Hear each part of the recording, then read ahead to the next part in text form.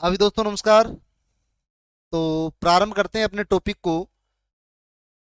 आज पढ़ेंगे अपने हरियाणा फायर सर्विस में अनेक टॉपिक दिए गए हैं, उनमें से एक अपना चैप्टर लगेगा, एक टॉपिक लगेगा जो अपनी रूरल फायर होती है उसके बारे में अध्ययन करेंगे। रूरल फायर क्या होती है पहले से अगर आपने जान रखा है, अगर यही नाम आपको मैं हिंदी में दे दूं कि ग्रामीण क्षेत्र की आग, तो बिल्कुल आपको समझ में आएगा, 1 मिनट में ही आपको दिमाग में आ जाएगा कि गाँव की जो आग होती है उसके बारे में पढ़ना है। कौन कौन सी आग होती है, किस प्रकार से वो आग लगती है, उस आग को अपने बेसिकली कैसे बुझा सकते हैं। फायर सर्विस में अगर अपने को काम करना है तो वहाँ क्या क्या समस्याएं का सामना करना पड़ेगा। मेन जो अपना ईंधन होगा, वहां जो आग होती है ग्रामीण की, उसमें कौन कौन सा मेन ईंधन होता है जिसकी वजह से फायर जनरेट होती है, किन की गलतियों से आग लगती है, मुख्य उनके कारण क्या होते हैं, वो सारी चीज पढ़ेंगे। उससे पहले एक बार पुनः बता देता हूं, अगर आप हरियाणा फायर सर्विस की तैयारी कर रहे हो साथियों, इस चैनल पे बड़े गजब के तरीके का कंटेंट आपको मैं उपलब्ध करवाऊंगा। आप जुड़िएगा। मैं संदीप गोस्वामी राजस्थान से, और कंप्लीट आपको कंटेंट डे बाय डे उपलब्ध करवाया जाएगा। चाहे क्वेश्चन की बात करें चाहे थ्योरी की बात करें, बड़े शानदार तरीके से पढ़ेंगे। आज का टॉपिक रहेगा, आज का चैप्टर रहेगा रूरल फायर, ग्रामीण या मैं कहूं देहात की आग। नाम सुनते ही दिमाग में डायग्राम चलना प्रारंभ हो गया कि जो ग्रामीण क्षेत्र की आग होती है उसके बारे में पढ़ेंगे। तो सबसे पहले अपन इसके बारे में अध्ययन करने से पहले जो चैप्टर के सब टॉपिक दिए गए हैं, अपने को कौन कौन सी चीजें पढ़नी है, कौन कौन सी चीजें सामने आएगी, किसके बारे में अध्ययन करना है, वो अपन पहले देख लेते हैं जो अपने सिलेबस में दिया गया है।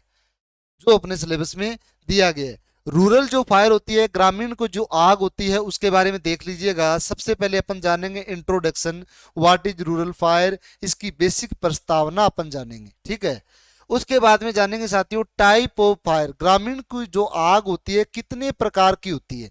तो फिक्स नहीं किया गया कि जो ग्रामीण की आग होती है ईंधन के आधार पे इतने प्रकार की होती है, वो अलग अलग होगी, चाहे वो घास फूस की आग हो, यानी कोई भी मटेरियल्स में आग लगती है, किन किन कारणों से लगती है, किन किन की वजह से लगती है।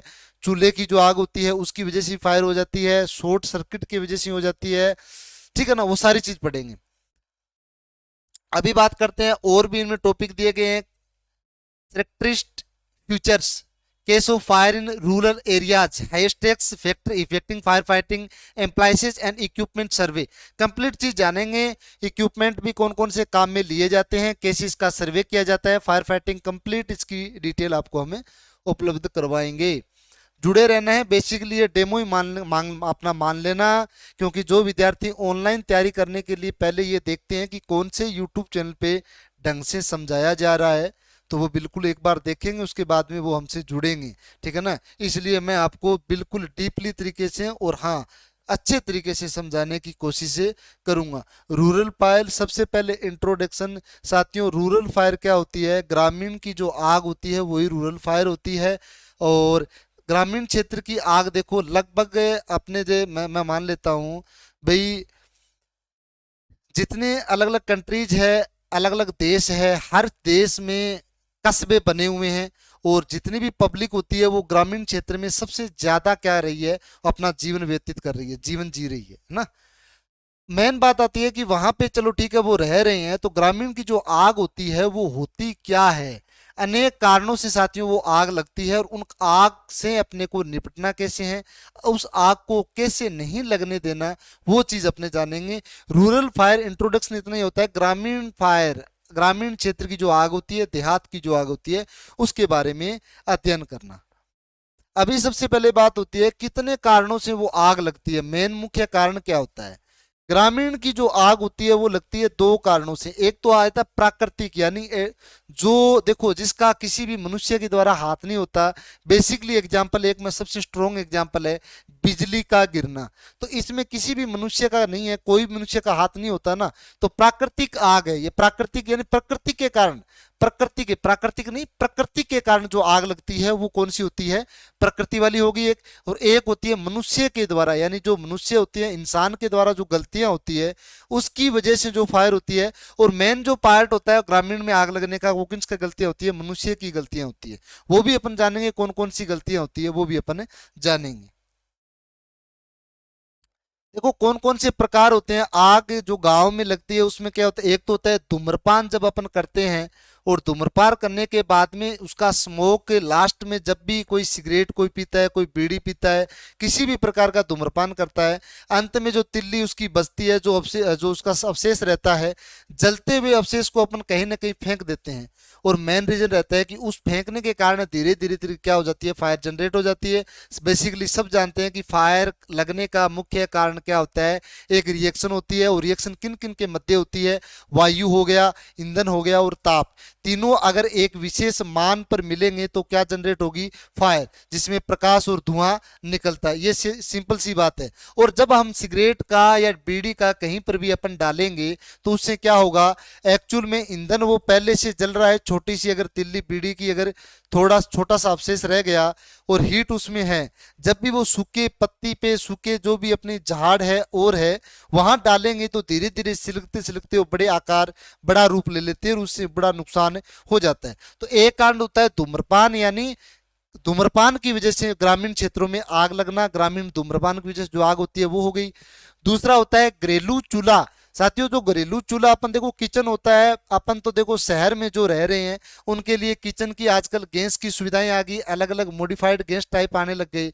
गांव में वही सिस्टम अब भी चल रहा है, चूल्हे के अंदर लकड़ियों को डालकर उसको जलाया जाता है, ऊपर तवे को रखकर रोटियां बनाई जाती है। बनाने के बाद में देखिएगा हवाएं चलती है, तेज हवाएं जो होती है उसकी वजह से उस चूल्हे में जो अपना जो क्या बोलते हैं, जो छोटे छोटे आग के टुकड़े होते हैं वो उछल करके आग लगने, ईंधन जो सूखा ईंधन होता है वहां गिर जाता है, जिसकी वजह से फायर जनरेट हो जाती है। तो दिया हो गया, दिया बत्ती, समझ गए ना। तो घरेलू चूल्हा और दिया बत्ती की वजह से भी आग लगती है, ये भी एक प्रकार है आग का, उसकी वजह से फायर जनरेट होती है। बिजली की तारें, देखिएगा साथियों जो बिजली की तारें होती है वो काफी दिनों से गांव की जो फायर होती है ना वो इसकी वजह से भी होती है। वो कैसे होती है, गर्मियों का जब मौसम होता है तो बिजली गांव की जो वायर्स बिछाई हुई होती है, खंभों के द्वारा जो वायर बिछाई हुई होती है, उनमें क्या होता है, काफी लंबे समय से उनको मॉडिफाइड, उनको चेंज नहीं किया जाता। और चेंज नहीं किया जाता तो जब हवाएं ज्यादा चलती है, लाइट, भाई जब लाइट आ रही है, लाइट की कटिंग नहीं हो रखी, ज्यादा हवा का चलना, तूफान आ जाना, ठीक है ना, उसकी वजह से शॉर्ट सर्किट होता है और तारों के आपस में टकरा जाने से वो कहीं ना कहीं गिरते हैं। और वो ऐसी जगह गिरते हैं जहाँ पे सूखा कचरा पड़ा हुआ हो, घास फूस हो, या पेड़ जो अपने सूखे पेड़ होते हैं ना, मौसम के आधार पे बदलते रहते हैं, उसमें पेड़ सूख भी जाते हैं, उसकी पत्तियां वो सूख जाती है। अगर वो तार टकरा रहे हैं शॉर्ट सर्किट की वजह से, दोनों टकराएंगे तो चिंगारियां बनेगी और वो किस पे गिरेगी, किसी भी पेड़ पे गिरेगी तो वहां फायर जनरेट होगी। और वो पेड़ अगर कहीं गांव में खेत में लगा हुआ है, भाई अगर खेत में वो पेड़ है तो वहां की जो फसल है उसकी वजह से बड़ी फायर जनरेट हो सकती है। ठीक है। बिजली की तारें, पटाखों द्वारा, जब कोई भी उत्सव होता है, फेस्टिवल होता है, तो उसको बनाने के लिए अपन आजकल बारूद से खेलने लग गए। तो बारूद की वजह से भी क्या होता है कि थोड़ी सी मनुष्य के द्वारा जो लापरवाही बरती जाती है, उस पटाखे को अटन पटंग जगह डालना, ऐसी जगह डालना जहां पे आग लगने की संभावनाएं ज्यादा होती है, तो ये गलतियां भी क्या होती है, एक फायर, ये भी एक टाइप है इसका फायर का, ग्रामीण क्षेत्र की आग का ये भी एक टाइप है।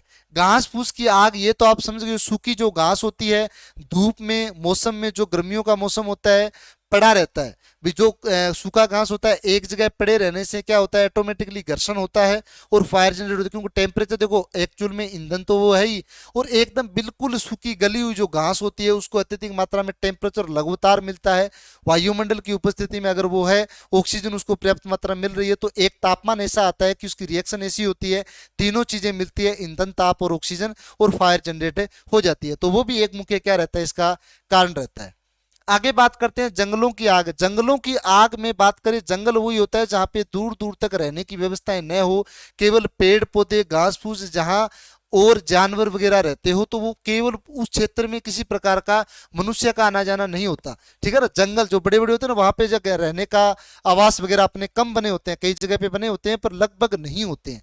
तो वहां क्या होते हैं, पेड़ जो होते हैं मौसम के अनुसार बदलते रहते हैं, उनकी जो पत्तियां हैं वो सूख जाती है। एक जगह पड़ी रहने से टेम्परेचर जैसे चेंज होगा तो वही रिएक्शन, इन तीनों की चीजों की रिएक्शन होगी और फायर जनरेट होगी और बड़ा रूप ग्रहण कर लेगी। यानी फायर अनेक प्रकार की गांव में लगने के तो बहुत कारण है, उन कारणों से फायर लगती है। ठीक है।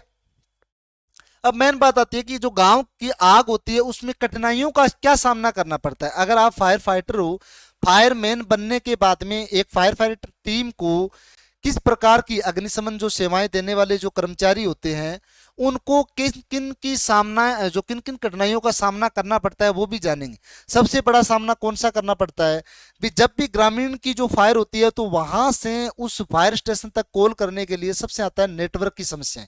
क्योंकि जब आग लगती है और अपन लोगों को इसके बारे में नॉलेज नहीं है कि इस आग को, छोटी आग को कैसे रोका जाए, तभी तो कहते हैं ना कि जो भी फायर होती है उससे बचने के लिए सबसे पहले प्राथमिक आग को बुझाने के हर जगह अवेयरनेस जागरूक अभियान चलाए जाते हैं, ताकि छोटे से गांव से लेकर कस्बे से लेकर शहर तक हर एक जागरूक हो, ताकि पता चले कि छोटी आग को अगर बुझा दिया जाए तो बड़ी आग ऑटोमेटिकली बुझ जाएगी। समझ गए ना, बड़ी आग लगेगी नहीं, छोटी आग बुझ जाएगी तो बड़ी आग लगेगी कहाँ।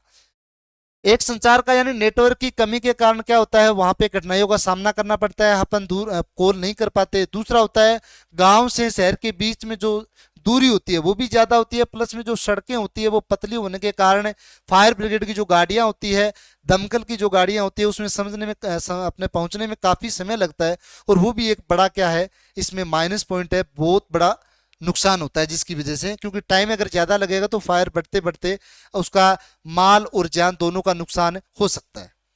फायर स्टेशन से दूरी ये हमने बता ही दिया कि ग्रामीण जो फायर हो जाती है उसके बाद में जो फायर स्टेशन होता है शहर का, उसकी दूरी भी ज्यादा होती है, ये भी कठिनाई का सामना करना पड़ता है। और पानी की कमी, ये भी एक सबसे इंपॉर्टेंट पार्ट होता है कि शहर में तो पानी की जो लाइनें होती है, वाटर सप्लाई लाइन, वो बिछी हुई होती है। जब भी फायर होती है तो अपन फायर टैंक होता है उसमें जो पानी होता है वो तो काम में लेते ही लेते हैं। अगर लगातार अपने को फायर फाइटिंग करनी पड़ गई, जंगल की आग होगी या बड़ी आग होती है उस पर अगर लगातार फायर फाइटिंग करनी हो गई तो अपने को और मात्रा में पानी चाहिए। और वो पानी शहरों में तो लाइनें बिछी होती है, हाइड्रेंट के पॉइंट दे दिए जाते हैं, अन्य पॉइंट दे दिए जाते हैं, जिसकी वजह से पानी प्राप्त कर अपन क्या कर सकते हैं, फायर फाइटिंग कर सकते हैं। लेकिन गाँव में ये बहुत कम समस्याएं होती है, इसलिए गाँव में लगभग घरों में आपको मिलेंगे, आपको कुंड टाइप के जो कुएं होते हैं, छोटे पानी के जो कुएं बोलते हैं ना, वो आपको मिलते हैं जहां पे कोई समस्या होती है। तो लगभग होने भी चाहिए, ये भी हमारा ये कहना है भी लगभग होने भी चाहिए। बाकी पानी का सामना अपने को क्या करना है, पानी की कमी का सामना भी गांव की जो फायर होती है वहां करना पड़ता है।